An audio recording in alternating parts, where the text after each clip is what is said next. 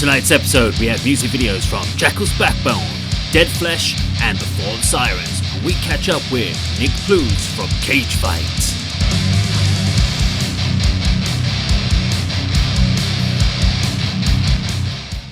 Hi, it's Dave. Hello, it's Andy. Hi, Kirk here. We're here in Hitchin at the Half Moon Pub. It is episode 2. It's been 2 weeks since we all got together to talk about your wonderful challenge that you set with the Meet Your Idols. We all picked our 5. And today we're going to find out how we got on in the last 2 weeks. So I think we should go and check in with Andy and see how Andy got on. Hello. It's been a couple of days since I met with David and Kirk at the Red Line in Stevenage, where Kirk outlined the project he wanted us to all be involved in. My list of people I'd like to meet and interview is quite ambitious, but then again he did say aim high. Not quite sure how I'm going to tackle the approach for some of these, but I am going to go for a person initially who I've got a connection with. I've been Facebook friends with him for a long time. Asked him many questions about his career and his time in the band via Facebook Messenger, but it'd be great to sort of sit down with him and have a proper chat, either face to face or on Zoom. And that person is Dave Tattum of Angel Witch. Right, like I said, I've been chatting with Dave for a number of years about his time in Angel Witch. Here's the Facebook Messenger chat we've had. It would appear either it's disappeared or I've deleted it, but I'm only going back to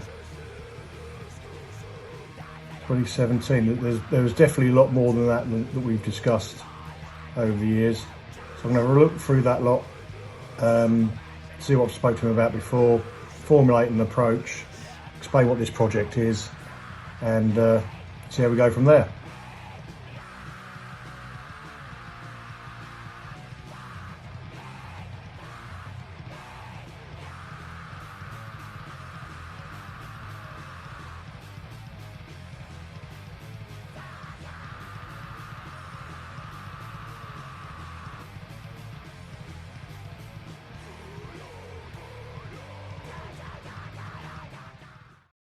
Okay, so that looks like we've had a bit of a success there from I Andy. think so, yeah. Good start. Dave Tattum looks like he is on board. So week 1 down, and we've already got one person already in there. But you didn't get any of your others, so you haven't approached any of your other guys yet. No, I'm a bit behind on my homework. I think it's just staggering it. You're just going to make it out for 12 weeks. But actually, if he gets one every week and just goes after one person and he wins it, in 5 weeks he's done. I think what we learn here Maybe is that's it. You can approach your idols on social media, and that probably is going to be the quickest way to it. Did you say you'd already spoken to him in the past on Facebook? Oh, at length, yeah. And I was a little surprised when I checked my sort of Facebook chat with him that there seems to be a big chunk missing, because it's almost like an interview. I've asked him, as I said a moment ago, there's not a lot of info online, not a lot of photographs, only from the reviews from Krang at the time, that kind of thing, But I was asking all sorts of questions about how he got in the band, why he was out of the band, But I'll refresh all that info when I approach him again. You're basically set, so you've got now the next 4 that you've got to go after. Yeah. So we're now expecting he's got a 100% batting rate.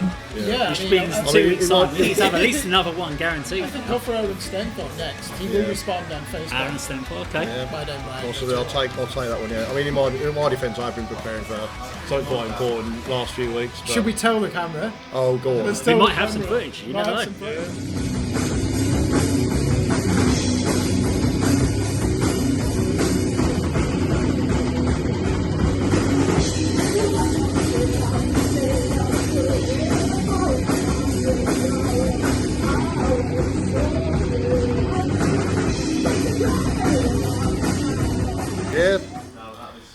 If there is footage, it's coming up right now. To tell the camera? I've been quite busy preparing for my first ever band performance with Nomadic Rain. We appeared at Mo Fest, a little festival near Royston, and it was absolutely fantastic. Congrats. Yeah, thank you very much. Lifelong ambition to do that. and it was fantastic, and I can't wait for the next show. By the time this will come out, he'll have been on his 50th show. Possibly. Yeah. Veteran now. Playing the doom metal riffs. What's it like just going on there? Did you just look into the distance, or did you dare to look at anyone in the crowd?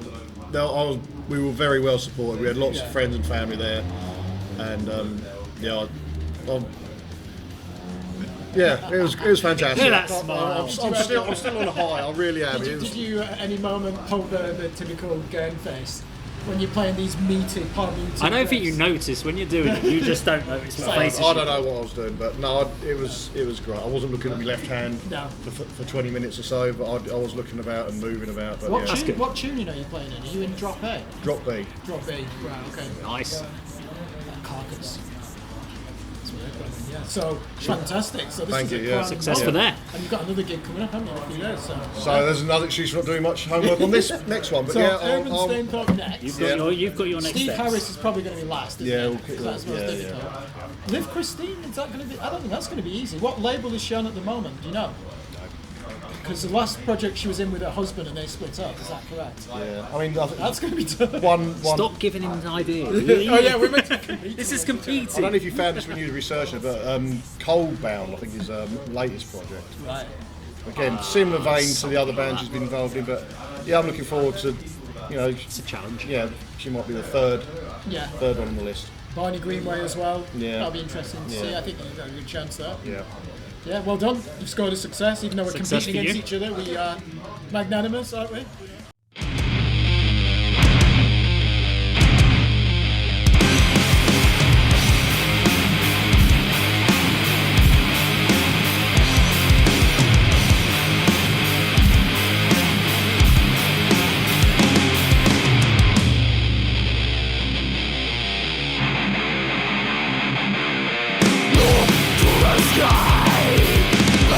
For your life, heroes that you die for.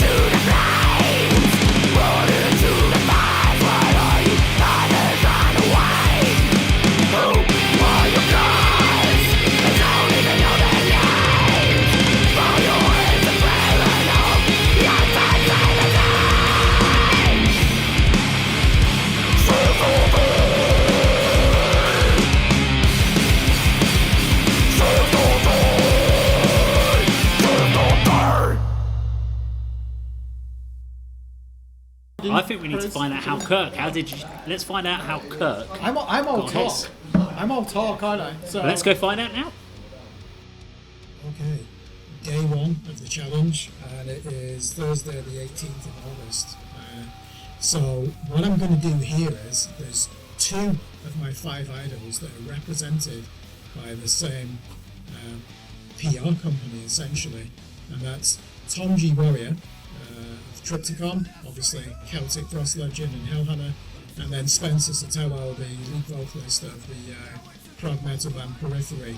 So as the editor for Screen Blast Repeat, I review a lot of the artists that are on the Central Media label, and they use the Noise Cartel when their artists are in campaign for an album or a live tour, etc. So I have a few contacts there, and there's a chap called Tristan Pratt who helped to arrange an interview with Dan Briggs of Between the Buried and Me for me last year. So I'm hoping that I'm hoping that Tristan, as one of the employees at the Noise Cartel, might just make this as easy as possible for me and say, yes, you can interview Tom G. Warrior on this day, yes, you can interview Spencer Sotelo on this day. I'm not expecting it to be as easy as that, but I think that's a good place to start. Let's go through the official channels. The only thing is, if Tristan says, no, they're not available at the moment, we can't put you in touch, I'm not just going to give up, this is a challenge, so I'm going to have to sidestep that and then go to the artist direct. I'm friends with Tom G. Warrior on Facebook. Spencer, I believe, came off social media after Periphery 3 in 2016. I'm not sure why. I know he's on Twitter, but it's very rare you see an interview with him. I have some exciting news on day 2. So I was going to leave Mike Patton towards the end, in terms of making the initial contact, because I believe that him and Robert Smith are going to be harder to connect with, given their high profiles. Everybody on this list is a legend, obviously, but those 2 are really in the top tier, aren't they? They're A-listers who value their privacy and not easy to approach, and you can understand why. Certainly Robert Smith and Mike Patton, who have an army of obsessive fans, me included, I guess you could put in there. But today's development, using Google, I've established that a PR firm called Speakeasy, public relations and marketing based in LA, handle Mike Patton and Greg Puciato, so 2 for 1. I started looking into Greg Puciato. I established that he's no longer on Twitter, which any fan of Dillinger Escape Plan will know, and there's an official page on Facebook as well, set up by his fans. So again, that's not him direct, he's not posting on here. That could be a good plan B or even plan C if I don't get anything from Speakeasy. As I say, if you look at it, Greg Puciato News, there's a Twitter feed for that as well. Federal Prisoner, so this is the record label and art collective that Greg runs, with his friend Jesse Draxler, released 2 excellent solo albums as well as Greg, including one a month ago, which we had as our album of the week, Mirror Cell. Go and check it out, fantastic record, really raw, actually grungy rock album, not like the predecessor, Child Soldier. So let's have a look then at Speakeasy's page. And if we go to them now, you can see here this is fantastic. So we've got Perfect Circle on there, Billy Howard, Tool must be on here as well. The Melvins, Dale Crover, the drummer. So if you like Phantomas, Faith No More, Greg Puciato, Killer Be Killed, the band Greg's in with Max, of Soulfly and formerly of Sepultura. Mike Patton there is listed, Mr. Bungo, Mondo Kane, another project that he was in. There's some Periphery, can you believe it? So I've approached the UK publicist, the Noise Cartel. If that fails, maybe I could approach Speakeasy to see if they're available. Some real legends on here, Tool as well. Imagine how many requests they'll get from people to try and get in contact with that band. So, hello, it's day 4. I said that I was going to leave Robert Smith until the end, and definitely my fears are confirmed, really. I know that this is going to be really difficult, almost impenetrable. Robert Smith is a person who, from the start, used to be very playful in interviews, certainly at the height of his fame and popularity in the late 80s and early 90s. Journalists didn't even know if he was telling the truth at times. He was quite mendacious in an amusing way. So, how do I contact him? The best place to start is Google. So I have found some useful contacts. So first of all, there's a company called Primary Talent International, and they have the Cure listed as one of their clients. This is for if you want to book the band at a festival, maybe even as a tour, a worldwide tour, I imagine. It says Primary Talent International. So I've got the names of two contacts here, Martin Hopewell and Charlie Renton. I'm just not sure if these are the right people to contact. I'm not reaching out to say, can the Cure play at my venue here? I'm not, for a start, I don't own a concert hall. And I certainly am not the CEO of a major festival. So I've got some wording here for one of the contacts, but I wonder if this is going to be superfluous. I'd understand if they were to ignore this email. Let's see what else we've got. Now, Robert Smith is on Twitter, which surprises me. And I'm equally surprised that he seems to retweet on a daily basis, and most of it is your typical populist left-wing politics about renationalising the utility companies, and he's retweeted Greenpeace and what she called Greta Thunberg, who I've got to be honest, I find quite annoying. So he's active on that, and there's also a 30th anniversary edition of their 1992 album Wish that's been remastered with some lost tracks, I believe. So he's also retweeted on that.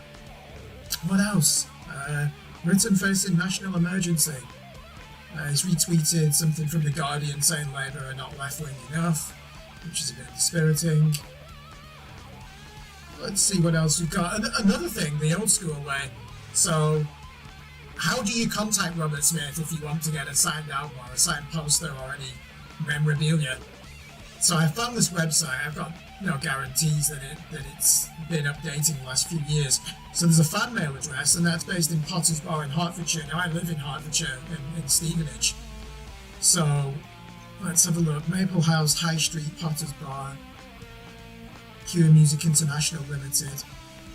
How to send your fan mail and autograph request? Well, yes, I'm a fan of Robert Smith and the Cure, but that's not my purpose. My purpose is to land an interview with him. And it also says here, if you just want to mail a letter with the address above and do not want anything back, then you can stop reading. If you live in the UK, send a properly stamped and self-addressed envelope with your request letter and a photo. That seems quite archaic. I wouldn't be surprised if this information is outdated. I'm not going to do that. That's not going to prove fruitful. One other thing I did find, the Scottish synth pop band Churches. So Robert Smith appeared on a song on one of their albums, which I actually thought was a very poor song. I didn't like his voice on that song. It was very flat, like some of the moments on the 1999 Bloodflowers albums, where I think the vocals could have been better. His voice sounds tired on that song. But there's actually an article here how they got in contact with him, and this does not fill me with great encouragement. So if an established band like Churches, who I assume performed at the recent, or the last Brit Awards, or were nominated for it, I know that they're the darlings of the highbrow music press. So even they had problems, and it was quite cryptic the way that they had to reach out to Robert Smith. So they approached him via a chap called Campbell McNeil, their co-manager with Danny Rogers as part of Lunatic Entertainment, who emailed a mutual acquaintance. My God, these are industry insiders, and he still had to go through a mutual acquaintance, another anonymous intermediary. And Robert Smith just came back to him saying, I heard you were looking for me, what do you want? So what are the chances of me getting in contact with him? Okay, I'm the editor of a small webzine, a UK publication, Screen Blast Repeat, that covers mainly extreme metal. So Robert Smith, I assume, doesn't listen to that genre of music. We do cover bands like The Cure and Depeche Mode and Killing Joke, Susie and the Banshees, etc., Björk, Portishead. because we also cover dark, well, like what we call dark alternative music. We don't want to just pigeonhole ourselves into extreme metal and avant-garde. So there is some legitimacy there, but I'm not confident. I have an update, and it's day 8 of the challenge. We're now in week 2, so things are moving fast. Tom G. Warrior and Spencer Sotelo, as I mentioned previously, they're represented by the Noise Cartel, publicist that handles the affairs of artists on the Century Media roster. So you may recall that I contacted a chap called Tristan. I believe he's left the company, and I have some other contacts there. Another girl called Paris Fawcett, she's left the company as well. However, there's been a development. So one of my contacts, who I deal with quite a lot in my role as an editor and lead writer of Screen Blast Repeat, is the wonderful Jasmine Leamy. I think that's how you pronounce her surname. She's from the Channel Islands. Great character, loves her rock and metal. Let's have a look at her credentials actually, because she's moved from Hold Tight PR, which is the company that was set up by James Monteith and Tesseract. She worked there for a year, so look at this. She's now a PR at the Noise Cartel, and she tweeted on the 8th of August, after an insanely enjoyable, amazing, wholesome year.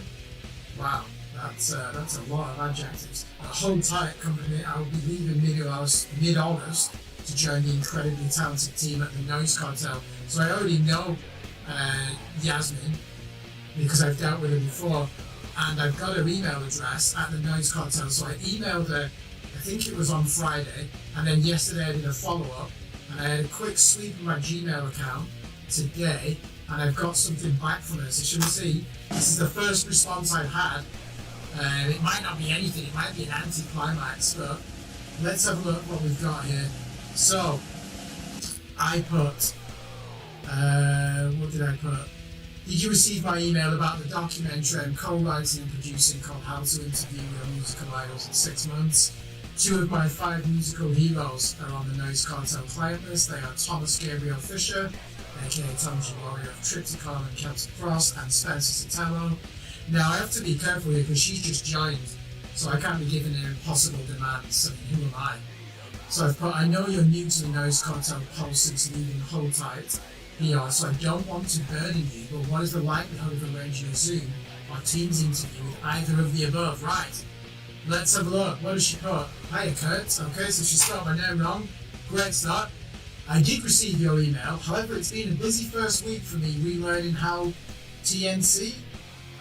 how the Noise Cartel handle their processes and learning to use different programs and catching up on workloads mid-campaign. I have, however, asked Adam about this. I think I know Adam, I know his name, Adam Seguir, as I don't have access to the contacts right now. Once he gets back to me, I'll let you know if it's doable, and if it is, I'd be happy to be a part of it.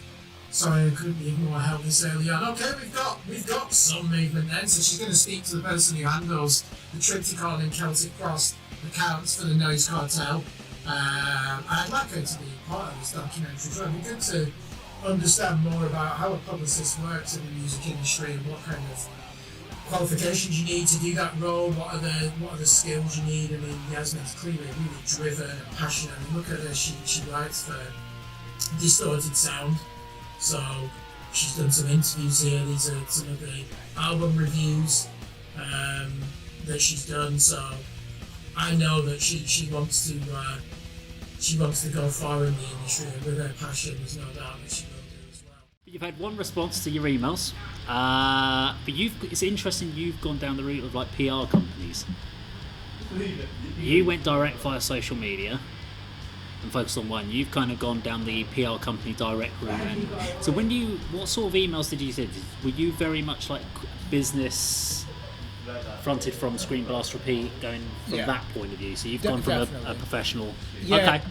It needed some legitimacy, so as the editor, at least of a publication, I think, he reviews music, he writes about it, rather than just being a wide-eyed fanboy, which clearly they would ignore. So I was hoping that would give me some legitimacy.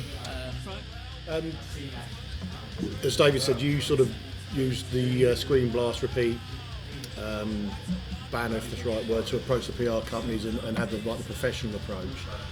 That's competition, I know, but if what do you think we should do when we're approaching our idols as well? I mean, I use the contact via Facebook. If I was doing email, I can't do the professional approach because I am just a fan. Yeah, so you're a musician and a stalwart of the Hertfordshire metal scene, but you're right, you don't really put that on a signature, do you? I know what you mean, that's tough. I mean, I should be asking you, you're the one who's got a success, not me. So yeah, I mean, I was thinking the same, the same sort of approach, the same wording, but maybe an email to the management company, PR company or whatever, but the same sort of approach, describing what the project is, what our aim is, and see how we go from there. Yeah, I mean, like Napalm Death, they're represented by the Noise Cartel as well. They're one of their clients, so I could give you an email address for that. Somebody who handles the account. Certainly. Okay. Yeah. Yep, cheers. Yep. But as I say, you've actually got one on the board, and I haven't, so I should be asking you about how to do it. So you've got a bona fide success there. Yeah. Okay.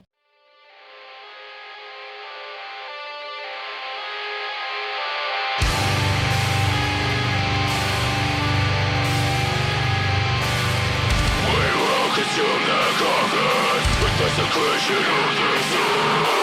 We will consume the useless.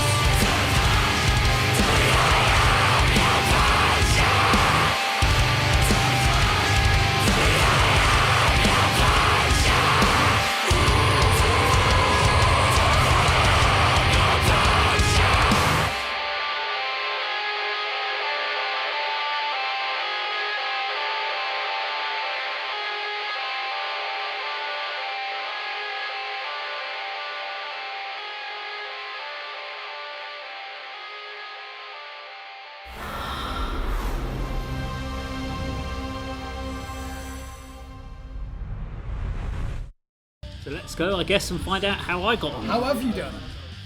Okay, so it's a couple of days since we met up at the Red Line to discuss this concept that Kirk came up with. So just a reminder of what we discussed in episode 1. So I've got my 5 guys. So my 5 idols: Robb, Flynn, the band The Warning, Alip the guitar player from Indonesia, Sully, Erna, singer and songwriter, and JS Clayden from Pitch Shifter. Now my approach to this, because I don't know what Kirk and what Andy are going to do and how they're going to approach this. My guess was to go down the route of checking out. I've checked out all their social media sites, so which ones are on social media, Instagram, Facebook, etc. We've got The Warning. I've got a Patreon site, so there's an opportunity there. So I'm going to I've just kind of typed up a kind of cover letter, which I will issue you. There we go. We've got Robb Flynn. He's got a Facebook and Instagram. Interestingly, his Facebook page, his personal one, hasn't been updated in almost 4 years, so I'm going to go for via the Machine Head site instead. We've got The Warning, Sully, Erna, also have got there. JS Clayden's got there's a couple of pitch shifters on there, but I think it's the Pitch Shifter UK, which is the one they're using. Alip has one Facebook profile, and that's it. Now he's not really on social media, so I've got a different plan about how to approach Alip and also The Warning. So what my kind of approach is going to be through a multiple pronged attack. Social media presence, so let's approach them on social media with a cover letter. We've got the management PR companies, think about approaching them. We've got official fan clubs. So fan clubs usually have some form of connection because they're usually sanctioned in some way, so they might be able to help me out there. Record labels don't really think so, but you never know. YouTube fans, there are a lot of dedicated fan channels that I'm going to approach and speak to, and of course the Patreon. Now I've also got the YouTube followers on my channel, so especially with the Alip and The Warning, which are 2 of the biggest supporters of my channel, are their fans. So I'll be sending out doing a video which I'll publish on my channel asking them for help, and also approaching my Patreons and the Patreons of The Warning. So I'm going to join the Patreon of The Warning and see if I can contact them that way. I'm going to write a cover letter which is going to be along the lines of: hi, I'm hoping that you'll be able to help out a fan with a request. I'm a YouTuber who is currently doing 12 episode series with 2 other people, where the aim of the goal is to interview 5 of our musical idols. We have each chosen 5 very different musicians, and you are one of mine. The reason why is blah blah blah, so I'll put in the details there. Over the next months, or the next 6 months, we'll be filming our endeavours to interview our idols, whilst also highlighting in each episode local bands and local legends. More of that coming down the line. Within the metal and rock scene, I would love the opportunity to either arrange a face-to-face or a video interview at some point with you in the future, working around your schedule. I hope you're able to grant a fan, a musician and a YouTuber this request. Sincerely, Dave does. Now, I'm hoping that I get at least 1 response from the first run out, but you never know, might get nothing, and we'll have to just wait and see what happens. It should be a lot of fun to find out, and you never know. Within the next, we've still got about 10 days until our next get together, so fingers crossed we get some responses in the next 10 days. Okay, so that's basically what I did in week 1 of my challenges. So I'm surprised Sully Erna's proven to be the most difficult out of the 5. I generally thought he would be relatively accessible, but the fact that I've searched high and low for contact details, there is just nothing out there. But that's the challenge. I'm going to go back there, see what there is. But even he did a whole load of work during lockdown, where he was doing loads of live streaming. Just stopped doing it. Yeah. So I was thinking, because if I could get him on a live stream and enjoying the live stream and try and get him narrowed that way in the comment sections and stuff like that, and I don't know. I'm going to just see what else I can do. But I think The Warning is still possible. Yeah. As I said, PSI Records, I'm going to go back to them, and I think the next step for me... That's good. So they've asked for more information. More information. I think if I send them the original episode, and I think if we all want to use that to explain the situation, we can use the unlisted link that we've got on YouTube and send it once we finalise. Can we just do a couple of changes to that as well? There is work that's being done on that, because that's not fine. That was draft. So we can use that as our pitch, can't we? Really now. So, hey, to we explain are what we're doing. This is what it's going to look like. So, but. At least, I'm going to say at least, but I was going to say at least, I suppose I got 5 people attempted 5 people contact. So at least I feel like I've got some sort of traction. And I was, if I'd actually had the 4 people I tried to get hold of all come back and say yes, I'd be like, well, we're only meant to be, this is maybe 12 weeks. This is far too easy. So I wasn't expecting anything back, to be honest. I'll I give you a thought tip. this was the obvious ways to go. I'll give you a tip. Robb Flynn. Did you say has he disabled his Facebook page? Facebook hasn't been used since 28. No, he hasn't used his personal Facebook page since 2019. The Machine Head Facebook page last year, he gives a happy birthday wish to his UK press consultant. There's a woman on there. Go on the Machine Head, you'll find I'll go down that route, That's who see you if I need to get contact. Yeah. So that's my next bit for the next couple of weeks is to really. I've done the obvious routes, which is the accessible information, the accessible email addresses. Yeah. The next part, I guess, is follow those up Yeah. with courteous responses of like, have you had a chance to review my request, etc. Send the unlisted link. Yeah. Go down that sort of route as well, and then look down for further routes. So I haven't gone down the route of doing like the PR companies or anything like that. I've gone direct to the artist. I think that's going to be more sensible. But I think if I can now try the PR route as well and try now do a two-pronged attack and see how we get on with it. Definitely go for that challenge publicist that Robb Flynn mentions on the Machine Head, wishing a happy birthday on the Facebook page. That's great detective work, that. Yeah, That's fantastic. It's kind of stalkery as well. The thing is as well, do you know how we did, so we, Screenburst Repeat, we uploaded a 5-minute, basically a summary of Tom G. Warrior's influence on modern metal. I'm writing one for Robb Flynn as well, so you could even use that if you want. Try and use it. That's gonna go on our channel. I've done most of it. I just need to film. Just need to do the picture show for it, essentially. But Okay. I think I've proved really PR companies might not be as fertile as we think. But it's still an option, isn't it? Yeah, exactly. Okay. I think you've done better detective work. You've been more varied in your approach than I have. And you've just gone for it, haven't you? You've just gone straight to it on social media. Respect. Pulled the one that you know with. Lucky.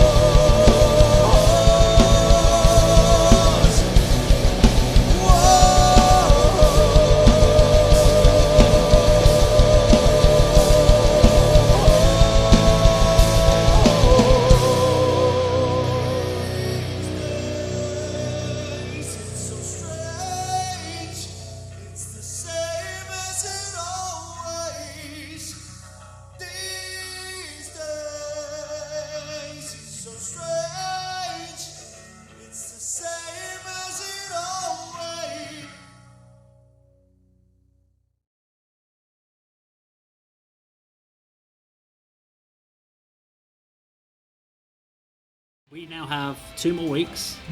So we have 2 more weeks to sit there and see if we can improve our chances. We've got 1 out of 15. 1 out of 15. We obviously need to keep that fish hooked with add some dates and times and work out what we're going to do next around the actual interview itself. But before we move on to the end, let's go and have a little interview with the Mr. Nick Plews.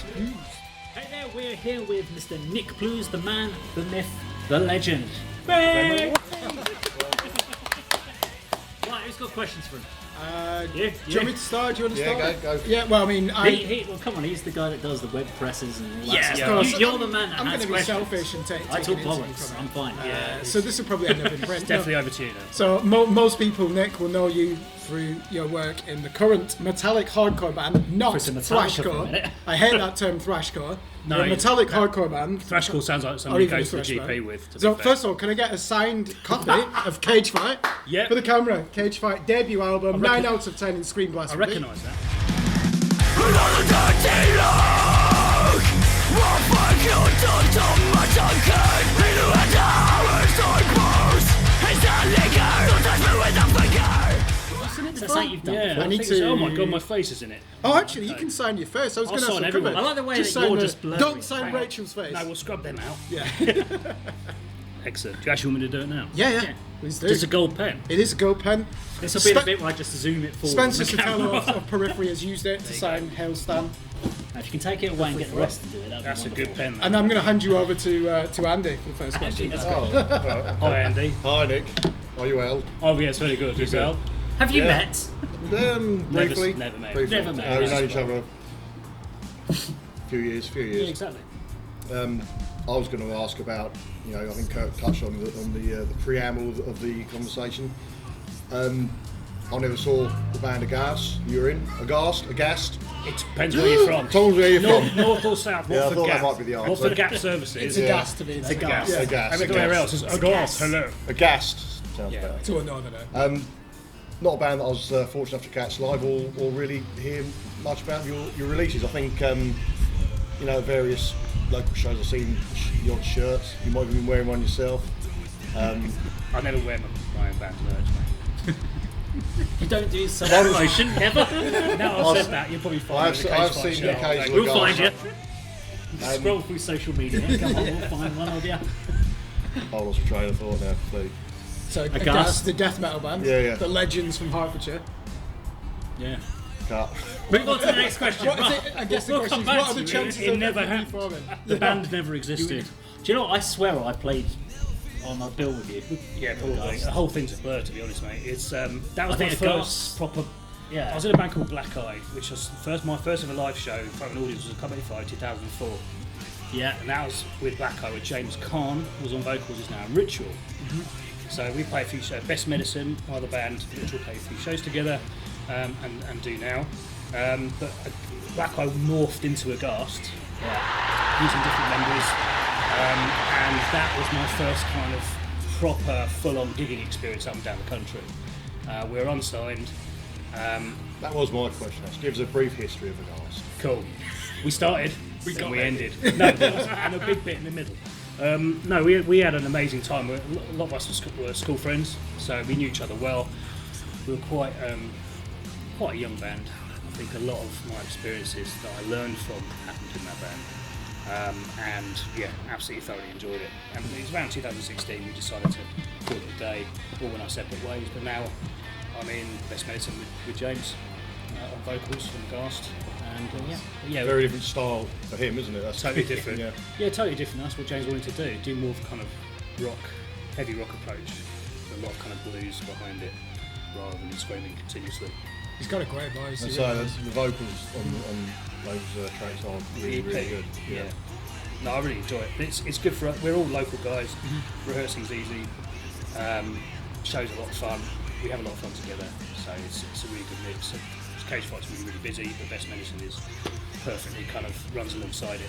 It kind of works for us. And speaking of the Best Medicine, Yeah. your current guitar player is filling in for James Monteith in Cage Fight, is that Yeah, right? yeah. So Will, very good mate of mine, Will. When the Bloodstock show came up, and Monteith was off playing with Tesseract, there was a decision to be made whether to do the show or not. And James put his hand up and said, "Look, do it without me. find a decent guitarist. And before anyone jumped in with an idea of a guitarist, I put my hand up and said, I know just the guy. Yeah. And we did like a kind of warm-up show beforehand in Kent, in Gravesend at the Peace Fest. Yeah. That went well.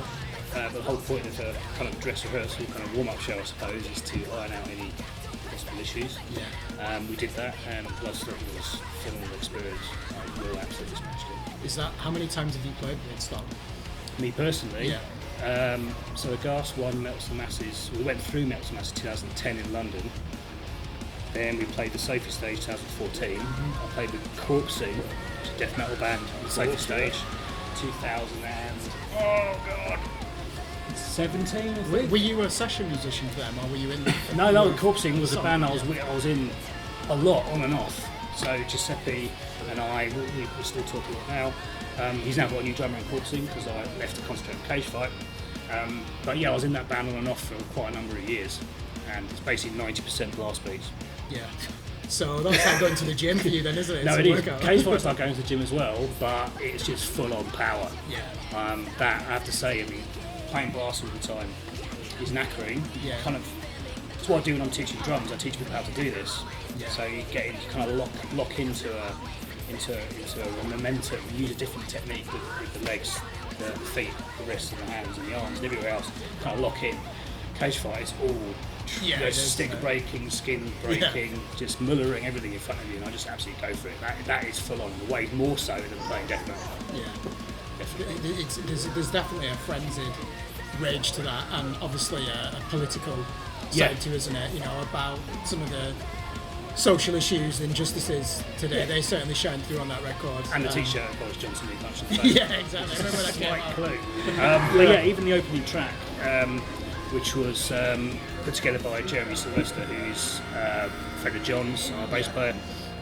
That track is basically a load of samples, political samples, and we got to bounce between samples from this country and also from France. Rachel being French, we kind of smashed it all together, and it's got this like Anglo-French approach to the album, so it sets the scene. Yeah, it seems to go through everything from sexism to abortion rights. People disenchanted with the process, the political process. And really, I think it sets the stage well, doesn't it, for that as well? Yeah. The guitar work. I mean, your friend Will, who's joined, my God, the technique for the alternate picking and the down picking is going to be really intense. As I bring it back to Will, the reason I asked for Will is because it's more important for me, selfishly, to find a guitarist that I get on with, comfortable with, than some random person turning up who's going to play everything like perfectly, but I don't know. Yeah. I need, as a drummer, I relax more when I've got someone next to me, like my wingman, not just in the rhythm department, but also on guitar, that I'm going to feel comfortable with. That's why Will was chosen. That's why Will smashed it, because we both just looked at each other like grinning ear to ear. You've been playing with him for 15 years, so... Yeah, well, Will, I haven't been playing with that for that long as a guitar player and from a drawing perspective, because I only met with Best Medicine a few years ago. But we've just become good friends, as well as Have you ever played material similar to Cage Fight before? Because again, he's Cage a massive Fight's thrash very hardcore. different from Best Medicine, isn't it? He's massively into thrash and hardcore, which is one of the reasons I was like, yes, you know. When I saw him, he was wearing a Nine Inch Nails t-shirt, so I was like, oh, he's obviously got a wide taste in heavy music, whether that's industrial. We've got the same music taste. Yeah. But he knows a lot about hardcore. Yeah. And has taught me a lot. So the rest of the guys in the band, because I've always been into hardcore, but I've led more towards thrash, definitely, and basically everything else. But now I've become a lot more knowledgeable on the hardcore scene. Yeah. Worldwide, but also UK hardcore scene. Yeah, thinking of the bands you've toured with, you've only been going, 18 months, Cage Fight? So you've already supported Sepultura, Cro-Mags, Cro-Mags tour. and Napalm Death. So what? How easy is it backstage when you're touring with those bands just to sit down and have a chat, say, with, what's he called, the drummer from Sepultura? Is absolutely Eloy fantastic. Casagrande. Yeah. So Did you get a chance to speak to him? So as a band we did, yeah. So they would, they'd be there in their nightliner. They'll be staying in there, maybe going to the backstage area. We wouldn't necessarily have a lot of time to chat to them. And also, from a professional kind of point of view, you don't bother. No, the of course, We're all going, oh God, Sepultura, but you just leave them to it. And then if a chance comes along, you say, hi, how you doing? Leave them to it. But they really enjoyed us, I believe. They watched us a lot and gave us some good feedback. So we're happy with that. Yeah. Napalm Death as well. I went in Torquay went into the backstage area and the drummer was sitting on my drum stool doing some warm-ups. I was like, "Oh, mate." He went, "Oh, sorry, do you want me to move?" I said, "No, it's you. You can stay on." You're right. And Chromag's tour was a lot of fun. Go on, what's Harley like? He's got to be a legend, that guy. Is he unhinged? Well, I couldn't possibly say. You won't mess with him though, would you? No. Harley was a good guy, good people to tour with. I got the drummer a bottle of scotch because he was so helpful to me, let me use everything, very supportive as well. So I kept finding him when I was on stage. If there was a stage with a kind of area behind, he'd pop his head in and go, "Cool man," halfway through the set. Yeah, good guy. What a band, and arguably probably the first metallic hardcore band, weren't they? Cro-Mags. Definitely at their beginning. Yeah, they set the scene, they laid the foundations to that sound, along with a few other bands. Cro-Mags was definitely 100% metal. Yeah, a lot of metal in that sound, but the current stuff I reviewed, the last 2 EPs, and they're quite experimental. Yeah. The musicianship's very high in Cro-Mags. I think people just assume, they're a hardcore band from the 80s, they won't be able to play their instruments. They're the complete opposite now. They're really... Well, Harley's got really some great players in. Yeah. Great players. So, that showed. You know, G, the drummer, G-Man, he's played like with B-52s and all sorts of bands. He knows what he's doing. Yeah. Is the next question? Sorry, before I open it up, I keep dominating. Go for it. No, you're So it's the fact he doesn't even have his notes there. I'm just thinking, how do you remember this? Yeah, it's because I love the album so the much. album that I've signed is basically covered up his notes, and that's all he cares about. Yeah, exactly. They're under here. No, so we're gonna have to. I'll put it together. We're gonna have to ask about Rachel Asp, who's definitely good. She's definitely on to win our vocalist of the year. When we do our end of the year poll. Well done. What is she like outside of music? Fantastic human being. Yeah. Yeah. So, what's the single you did, the video where there's that guy who's trying to chat her up? Respect Ends. Yes. Yeah, which was shot at the New Cross Inn. Was it? In South London. I was invited, but I was stuck at work. Right. But I was going to be part of the bar scene. Yeah. Obviously, James wanted me to He's serving, isn't and he? he's cleaning the bar. Yeah. I thought it was a fantastic little cameo performance there. No, Rachel's fantastic. We all get along as a unit so well. Yeah. And the fact she puts up with us three, it's well done to Rachel. I mean, I can't believe how Incredible ferocious. vocals. Yeah, aren't they? Exactly. Yeah. It really doesn't get better than that. We get on well as a unit, on stage and off stage. Yeah. It just works. Rachel's there to basically calm us down as three blokes. Just not when she's on stage. Well, yeah, no, when we're together, we have a lot of fun, and it just works. And whenever me, John, and James are being too excitable, she'll just leave us to it. Have you obviously you must have seen it, that YouTube cover she's done of Fear Factory? Is it Demanufacturer, Self-Bias Resistor? It is incredible, especially the switch to the clean Burton C. Bell vocals. Yeah. She's really done that. I think that's harder to do than that, muscular, raucous, hardcore voice. That was just fantastic when I saw that. But was it a Killswitch Engage song that James Monteith saw online and thought, let's approach it? It might have been Hatebreed. Hatebreed, Yeah, right, okay. I think it was Hatebreed. That's how the whole thing started. And the whole clean vocal thing, which, we don't have any clean vocals in our songs apart from a cover. So we do Body Counts, on the end, isn't it? Pitch in Yeah. the Pit. Yes. Where Rachel says, I am that bitch in the middle of the song. That's the one clean Genius. vocal. No, the whole bit towards the end is all clean vocals. And we do that live. Oh, as well. yeah. Yeah. Aren't there some on the penultimate track before Bitch in the Pit? Because she gets really emotional in there. There's almost There's like some talking parts. Yeah, there's almost like a hysterical moment there, isn't there? Yeah. And I don't mean that in a pejorative way. When you use the word hysteria and woman in the same sentence, people think you mean sexist. And also, it's not the Def Leppard album. Yeah, exactly. Do you like a bit Def Leppard? Don't turn it on. Oh no, it's Oh on no, camera. it's a camera. Great choice of track as well to sort of introduce the band to the world. Yeah. The Hope Castrated. I think you've done Yeah. a demo of that. That's how I first come across the band. Cool. You probably shared it. New project for yourself. And then I think there was a couple of lockdown videos as well. Yeah. That song I certainly recall. Yeah, we did that. I think the drums at London Race Studios at Bulldog. Record them all live. Sorry, I just touched your knee. It's all right. Don't mind. Do you want to do it again? Go for it.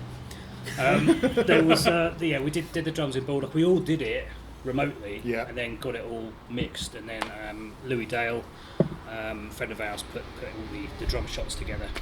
Got it all looking snazzy. Yes. Louis now works for Nuclear Blast.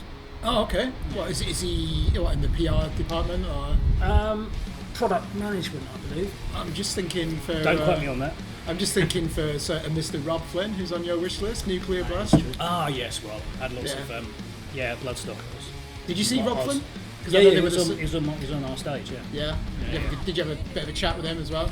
No, I left him to it. But like Yeah. I was saying earlier, a lot of other people, including crew, wanted photos and Yeah. stuff, and I'm just like, leave it to it. Yeah. Is that almost like an unwritten rule? Even though some not. of these bands might be our idols, you just think, no, they People won't can do what they to want. It's for my own personal Yeah. thing, and I think they're more likely to come up to you and Yeah. say hi if you leave them alone. be. Yeah. And that's basically what happened.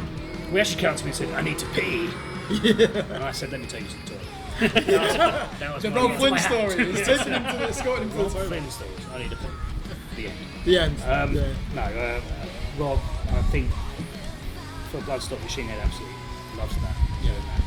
That kind of sort of show. See, when we both watched, me and David watched No Fucking Regrets, listened to his podcast, and he said about 5 years ago he'd stopped playing festivals. Yeah. So I was surprised he did that, but like you say, it probably worked out. was his secretly. idea. Yeah, exactly. He approached Bloodstock with it. He said, Yeah. I'd like to do this. I mean, not with mainstay. Kingdom and Crown coming out as well, which I think is fantastic. I've been listening to that all week. We've covered Cage Fight Yeah. in a bit of detail. We've done a little bit about that. You covered your notes in Cage Fight. Covered his notes in Cage Fight. I'm getting some rain. I guess the only thing I really want to talk about a little bit more is obviously the support you've been giving for Metal to the Masses. Yep. Within the Hertfordshire scene. So, how long have you been involved in this? How did you get So, started with it? it all goes back to that 2010 gig with a Ghast at the Gaff. Holloway Road, which is now under the coffee shop. Not far from the Big Red. Holloway Road. So we played there. I don't think we won, but Simon was like, and a Ghast. What? And that kickstarted the whole thing. I met Simon, we became good friends. And he said to me one day, look, I want you to... I've seen Comedy 5, we played there with his band Beholder, which he looked at the venue and thought, this is fantastic, let's do Metal to the Masses here. And it's got a good stage, it looks the part. Easy to get here on the train as well, isn't Yeah, it? it's just a win all round. And Yeah. I took the reins on that, I did it since 2017. First time I went to Club 85, must have been the first Was year it? hosted, yeah. Fantastic. So Yeah. this is a good example of someone checking out a venue because they heard about something affiliated with Bloodstock, check it out, and then you become part of like the local scene, going to all the gigs. So I see all those positives. I know Metal to the Masses is not for everyone, I totally get it. All the bands that have done it, not gone through or whatever, and they're thinking, no, I'm going to leave it there, fine. But at the end of the day, I think it's a fantastic opportunity for bands to get involved in. And I've decided to step back a bit now because I've got so much going on with Cage Fight. So Dave Himbury Yeah, of from course. Shivel Down is going to be taking the reins on that, with me being the main link to Bloodstock, I think, in the Hitchin area. But Yeah. Dave's going to run with it now. For the benefit of the cameras, Simon is the person. Did he start Woodstock? What's Simon's full name? 'Cause people might Simon not- Hall. Right, okay. So he runs Metal to the Masses Yeah. across the board. So UK wide, plus there are some events that are overseas. Yeah. So they've had some in Poland, I believe, Spin-off. Norway, stuff like that. It's still under the Metal to the Masses banner. Who ordered the rain? I wish I hadn't ordered the rain No, earlier. no, I Hey, hate it. I wish I'd been called a rainmaker. Yeah, in it's the just past. not. If I'd known this, it's outrageous, babe. I'm getting rained on as well. That's a half a shower. It's fine. We'll deal with it. Yeah. So Simon Hall started Metal to the Masses, works at Bloodstock. He's one of the production managers there. So involved in a lot of bookings as well. And yeah, so New Blood stage, Sophie stage. Yeah. So that was his idea. He pioneered the idea of bringing Yeah. through new UK talent Yeah. with the heats in each. Ideally, wants one in every county. I know that's not going to be possible. Well, but it's that- every region. So, Yeah. for example, Metal to the Masses Hitchin is obviously Hertfordshire. You've Yeah. got that covers Bedfordshire, Cambridgeshire, until maybe one opens up in one starts in Peterborough. It used to be Metal to the Masses Peterborough, so that Yeah. will look after the Cambridgeshire area. We basically all talk to each other, make sure no one's stepping on each other's toes. Because obviously, being in Hitchin, we're very close to London. So some bands used to travel up from London to come to Metal to the Masses Hitchin, and then they've realised that London's better for them. So we just kind of let bands go where they want to go. You've got Milton Keynes, I suppose, the other side, haven't you? Yeah, Milton Keynes, Yeah. exactly. So- Crawford Arms. Yeah. Yeah, fantastic venue.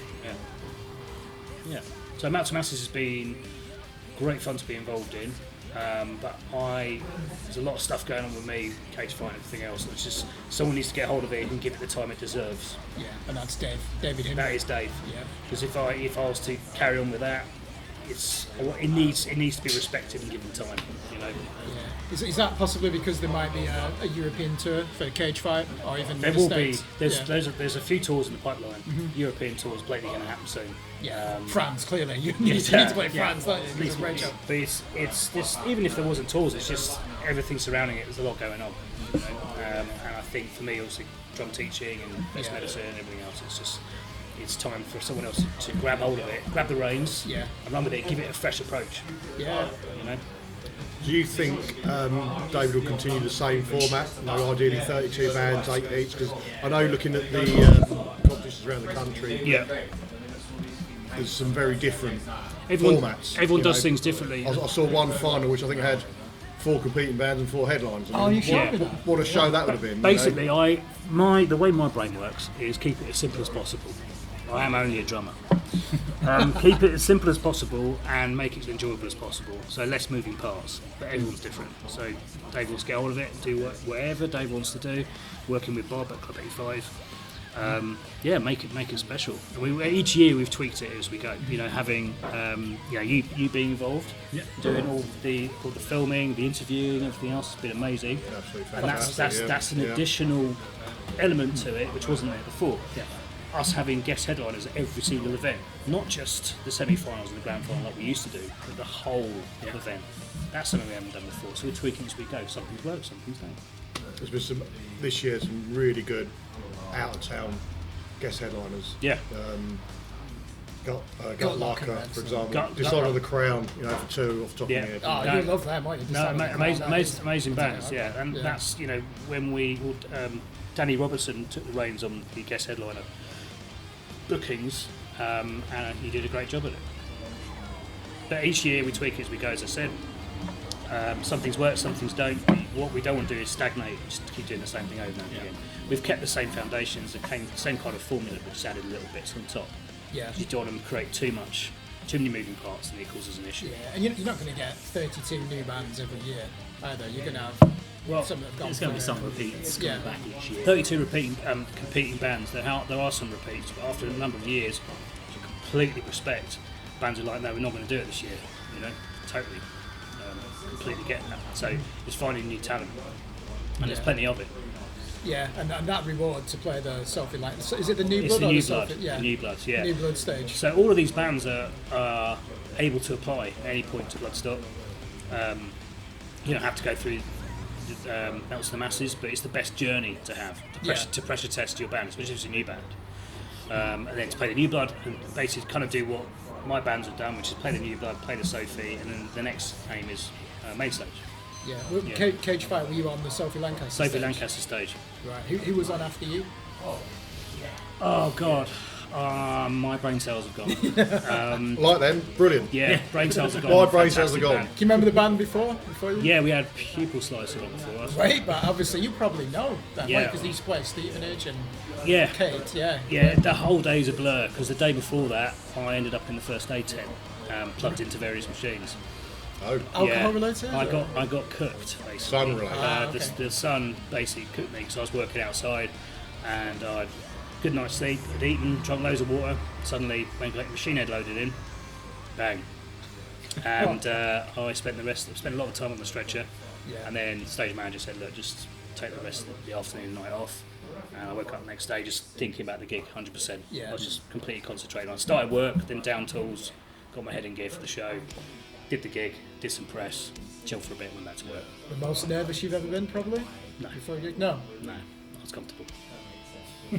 That's good. Season, right, you see. Yeah. Well, this is it. When the nerves are good. Nerves are great because it kicks you up the arse. But too much nerves is bad because as a drummer, you basically tense up. You can't play properly. You come a bit. Yeah, it's not good. You have to get your head in the right frame of mind. And the more people that are at a gig, the more relaxed I am. Bizarrely. Yeah. If there's 3 people in an audience, I'm just obviously no one likes that, but I become really like, oh god. Yeah. But that audience was a huge circle pit. It was amazing. I was having a whale of a time. What was it like when you were watching? Were you watching People Slicer from the side? I was staged right at the time. Yeah. Just watched them there. Yeah, another great English band. Good to see that they're signed to Prosthetic Records. They're doing really well. Yeah. They've had rave reviews both sides. Yeah. Of the Atlantic. They've got some great reviews from the Bloodstock event. Yeah, I've seen those. Because a lot of the reviews we're in, we're bundled in with them as well. Yeah. So it'll be like People's Lives. Oh, of course, yeah. Fine. Yeah. Did you get a good write up in Kerrang? Yeah. I can't remember now. We got loads of good feedback across the board. I saw the one you got from the Razor's Edge. That was very positive. Yeah. Yeah, it's been like 90% positive. I think anything that hasn't been positive has only been slightly not positive. Like not as positive. No one's turned around and said, "What a load of shit." As a reviewer, though, I think the stakes are lower when you're doing a live review of a band. Yeah. Than when you're judging their art. So when I do a live review, I find it a lot easier, to be honest. You don't really have to, unless the band is absolutely useless and they've got an attitude problem. Even if there's technical difficulties, that's not their fault. Yeah, it is also a lot. Obviously, being music, art, it's subjective. Yeah, it's down to whatever the reviewer likes. But if you look at it completely neutrally, going, "Is this good or not?" Then that's the stance reviewers should have. Yeah, I mean that's putting aside any kind of like, "Oh, I don't normally like this." It's like, "Is it good or not?" Yeah. I mean, it was very much, even though it's really heavy, and you'd probably say it'd be very much in a comfort zone for me. This is the type of music I want to listen to. Yeah. You know, really heavy metallic hardcore, thrash metal, that hybrid.